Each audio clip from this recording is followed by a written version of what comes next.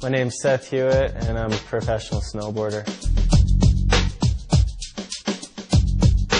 My brother had a bike, and I rode bikes when I was growing up. And then we went on that tour last year from here to Tahoe, and like within the first 4 miles, I was totally hooked. As soon as I got home, like the next day, I went and ordered one up.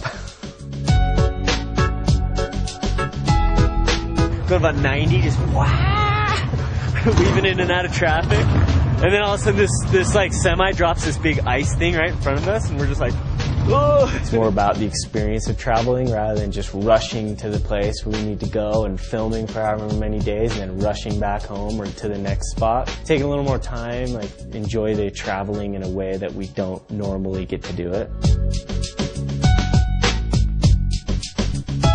It's just cool to be out there and you're leaning and turning. It's like snowboarding, I swear. The stuff you do to your bike is like your vision. You know, same with snowboarding, like some people just do the standard and then other people are out completely inventing something new or, you know, tweaking out something that's already been done. So, you know, it's just all like a style thing, I guess.